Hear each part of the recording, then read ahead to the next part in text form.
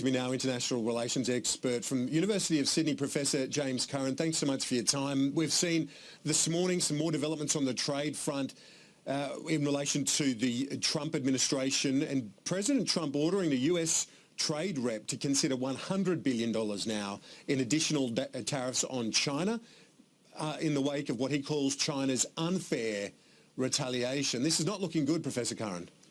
It's not looking good at all. I mean, remembering that, of course, these are still just proposals, there is still time to back off and reach a negotiated settlement, which is certainly what the US Treasury Secretary Mnuchin wants. But with China also now seeking to take the United States to the WTO and President Trump's announcement this morning, as you say, that's looking less and less likely. So we're facing some pretty big risks here, I think, Kieran, in terms of where this all ends up. You know, the United States is putting this and framing it in the rhetoric of America winning and China losing. And that presupposes that Chinese President Xi Jinping is going to back down and give concessions. Now, there's every reason for the Chinese to give concessions on certain unfair trade practices that they've been pursuing in terms of ripping off intellectual property from American companies. But the problem is the White House lacks a comprehensive, thoughtful strategy. It has since it came into office on this question. China is united, and as some analysts are saying now, trade wars are usually won by the side that's united. Yeah, well, they are certainly united, that's for sure, and they can respond quickly. The process is obviously much more expedited, and they go to the spot where it hurts Trump with the agricultural sector straight away. Absolutely, and the agricultural sector, as we know in the United States, has a big influence on Congress. I suspect that one part of the Chinese thinking is that they let the domestic political situation in the US do the work for them. That is, that there will be such a groundswell of pressure from the American heartland and certainly the food producers on Congress that the United States will have no choice but to back down. So this will be a real test of that contest as well within the White House between you know, the Navarros and the Lighthizers and the Mnuchins. So I think the protectionist, nationalist, belligerent stream is certainly in the ascendant in the White House, and they've got the mouthpiece in the president. But as we know, Kieran, I mean, it's Trump's view, he's been so consistent on this, that China has been hollowing out America's manufacturing base. And at the heart of all this is what kind of country does America want to be in the future? Will it just be producing food and fossil fuels and providing financial services, or can it restore its manufacturing sector?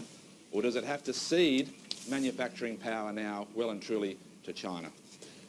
The problem is it doesn't happen in isolation, does it? You try and restore that, you lose out elsewhere, and that's what we're seeing at the moment. In relation to the security front as well, it's not that easy again for Donald Trump. He wants to pull the troops out of Syria straight away. General Dunford, the chairman of the Joint Chiefs, is saying it's not that easy. Just classic Trump, isn't it? I mean, there is, at times, I think, a wire loose between his brain and his mouth. So we see this, again, kind of head-spinning policy on the run, and again the advisors scrambling to bring him back to reality and say, and remind him that in the past, particularly under Obama in Iraq, you know, the argument that was put that Obama's abrupt pull out of Iraq actually nurtured the creation of ISIS. So the big task for the Pentagon now is, of course, stabilisation. It's bringing people back into their homes. It's rebuilding the country. But again, classic Trump in that he is expressing his deepest beliefs, his contempt for mission creep, his belief that the United States shouldn't be involved in this kind of military adventurism abroad, his view that the Saudi Arabians, he's told the Saudi Arabian king that if Saudi Arabia wants the United States to stay there more, well, then they've got to pay. But also, I think, as well, Kieran, I mean, you saw the White House spokesman or spokesperson saying the other day, we've won. I mean, remember Trump saying before he ran for president, the United States doesn't win anymore. And now they're claiming victory in the battle over ISIS. Now, there's the faint whiff of mission accomplished about this, which I think they ought to be very mindful of. But this is a president and an administration that doesn't really look back too much at the past. The one thing that you could possibly point to as a Trump doctrine when it comes to foreign policy is the transactionalism, the transactional approach, because he doesn't see you getting anything out of the Syrian conflict, so why are you there? Yeah, well, that's exactly right. I mean, and again, he's putting the heat he's putting the heat on close allies who are frankly quite shocked by this.